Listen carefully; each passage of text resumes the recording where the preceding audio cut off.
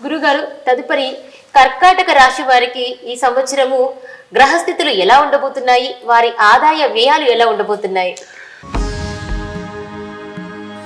కర్కాటక రాశి వారిని చూసుకున్నట్టయితే పునర్వసు నక్షత్రము 4వ పాదము, పుష్యమి నక్షత్రాలు 4 పాదాలు, ఆశ్లేష 4 పాదాలు కలిస్తే మనకు కర్కాటక రాశి అవుతుంది.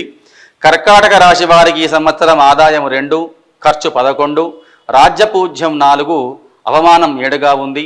ఈ సంవత్సరమున ఈ రాశి వారికి జూన్ 1వ తేదీ వరకు కూడా 12వ స్థానంలో ఉండి గురువు ఆ తర్వాత జన్మస్థానానికి రావడం వల్ల వీరికి ఈ సంవత్సరం అనుకూలంగా లేదు.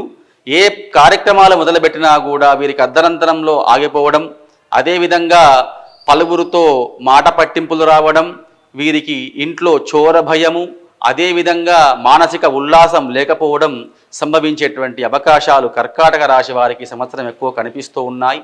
అదేవిధంగా 9వ స్థానంలో శనీశ్వరుడు ఉండడం వల్ల ఆ శని యొక్క అనుగ్రహం బాగా లేకపోవడం వలన ప్రమాదాలు జరిగేటటువంటి అవకాశము, అగ్ని వలన భయము సంభవించేటటువంటి అవకాశము, భార్య పుత్రులతో కూడా వివాదం ఏర్పడేటువంటి యొక్క అవకాశం వీరికి గోచరిస్తూ ఉన్నది.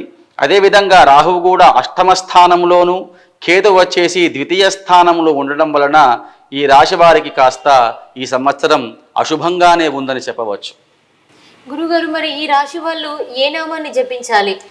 ఈ రాశి వాళ్ళు 4 గ్రహాలకి జపాలు చేయించుకొని, రాహువు, కేతువు, గురువు, శనీశ్వరుడికి బ్రాహ్మణోత్తముడి చేత జపం చేయించుకొని, ఆ జపం తర్వాత దానికి తర్పణాలు, హవనం, హోమము కార్యక్రమాలు, నవగ్రహ పూజ లాంటివి నిర్వహించుకొని ఆ గ్రహాలకు సంబంధించినటువంటి ధాన్యాలు దానం చేయడం వల్ల వారికి ఆ యొక్క గ్రహ ప్రభావం తగ్గి కాస్త అనుకూలంత వచ్చేటువంటి అవకాశం ఉన్నది. మరి ఏ రంగు వస్త్రాన్ని ధరిస్తే అదృష్టం కలిసి వస్తుంది వీరికి? కర్కాటక రాశి వాళ్లకు తెలుపు రంగును, పసుపు రంగు ధరించడం వలన అదృష్టం కలిసి వస్తుంది. అదేవిధంగా ఈ రాశి వారికి కలిసి వచ్చేటువంటి నంబరు 8వ నంబరు, 9వ నంబరు కలిసి వస్తుంది.